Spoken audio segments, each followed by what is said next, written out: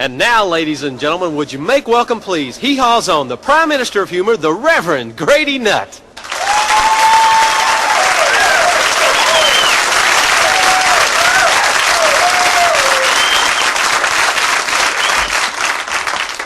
Well, thank you. It's good to be here. I have kind of gotten to where this has become my own little special chapel in the woods, and I come here frequently for a little respite and all those kinds of things.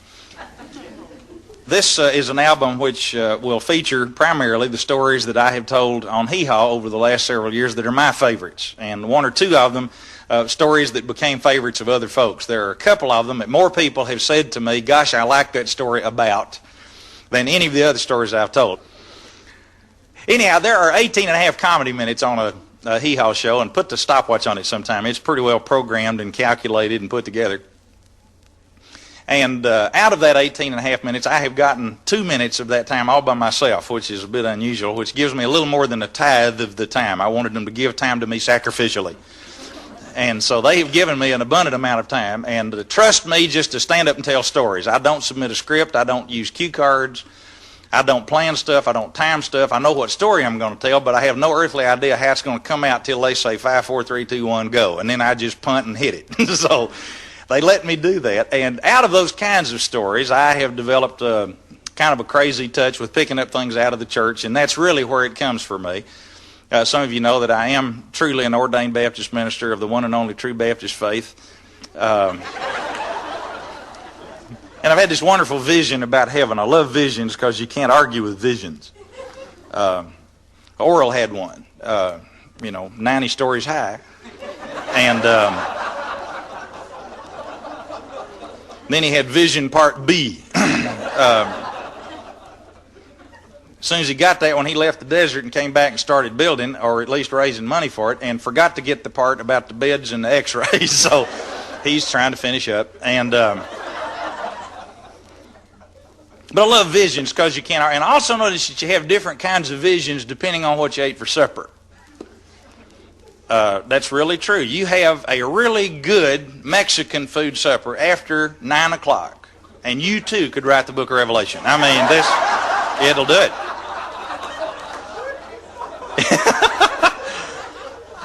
And I know somewhere on the Isle of Patmos, John found a Taco Tico. I just know there had to be one out there with a double jalapeno.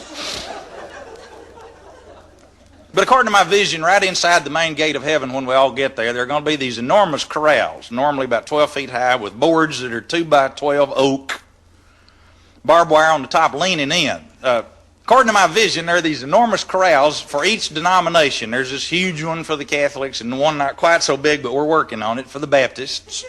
One about the same size for the Methodists, one about a fourth that size for Presbyterians. We're going to enlarge it a little since they decided to unite.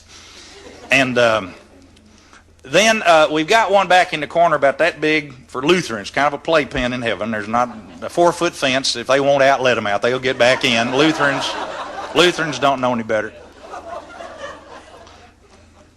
Church of Christ have a rubber fence because they hit it pretty hard. I mean, these people get their heads down. They're going into the fence, that's all. But according to my vision, all of us are going to be required to go in our corrals of our choice and spend 833,000 centuries in the Baptist corral till every last one of us is completely, totally, and forever and eternally over the shock of who else made it. And who else didn't. My name really is Grady Nutt. Let me get this up front first. I did not ask for this name. I didn't want this name. Thought about changing this name. But I really hung with it because it's a good name. My name is Grady Lee Nutt.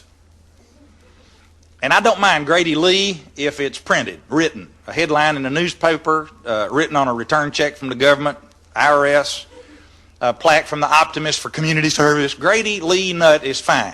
Ordination certificate, wonderful. Reverend Grady Lee Nutt. I can handle that. Amen.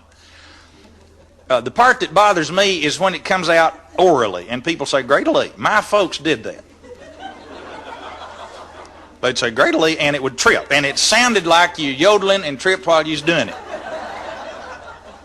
Mother would especially do it. She'd go, Grady Lee, kind of like that, and always look like a chicken taking a drink. Grady Lee, she'd give you that shot. And I didn't enjoy that much.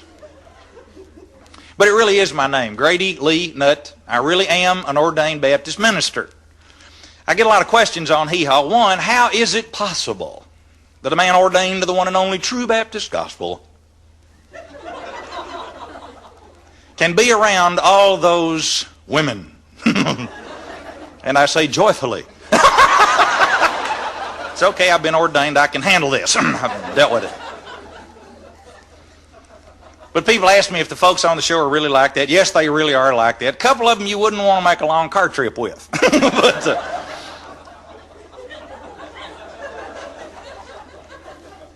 I've had some great moments. Junior Samples and I were talking one day, sitting in two flat arm rockers, just sitting there doing nothing, slowly in the cane back.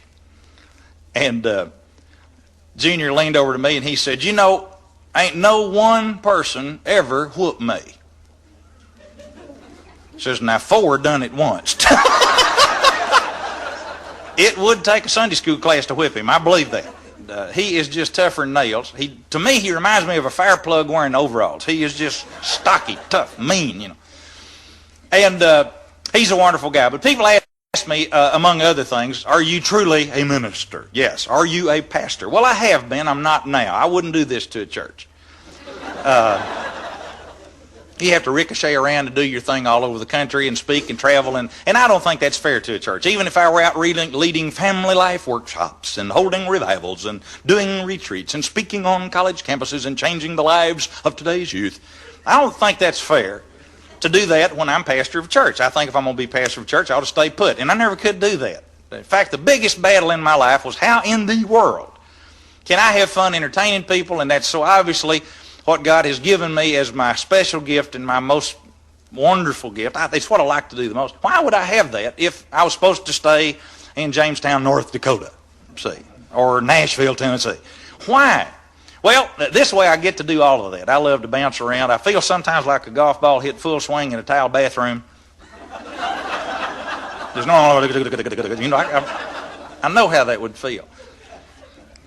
Among the other things that I get asked questions a whole lot about is, do you think God has a sense of humor? Yes. If God did not have a sense of humor, there wouldn't be any Baptists. We all know that. Being a Baptist is kind of fun. I think if you're going to have to be one in heaven, why not start early? You know, learn the ropes and get moving. I knew very early in my life that God was going to call me into the ministry, and I guess I began to feel that drum beat by the time I was 12 or 13 years old. The hero of my life was Roy B. Flippo, F-L-I-P-P-O, Flippo. He actually licensed me to the Baptist ministry when I was 13 years old. I could legally perform weddings in the 8th grade. I never did do that, but I was very popular in high school.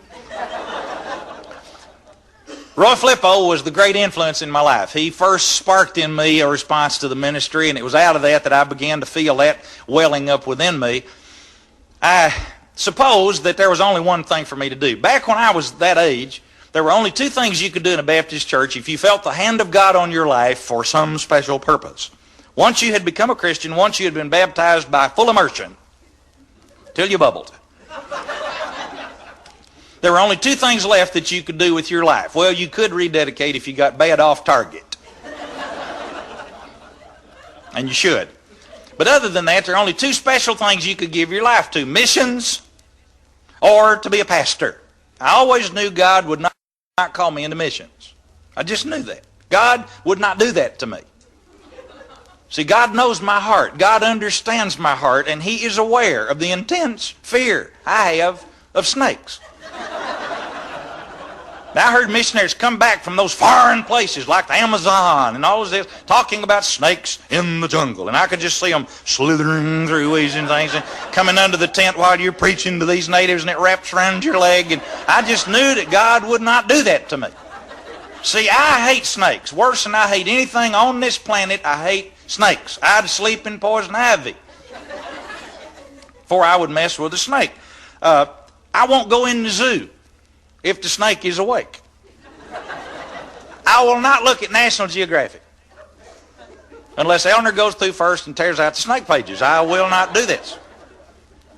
And I always knew that I would. You see, if you came at me with a snake, and and like some of these churches handle snakes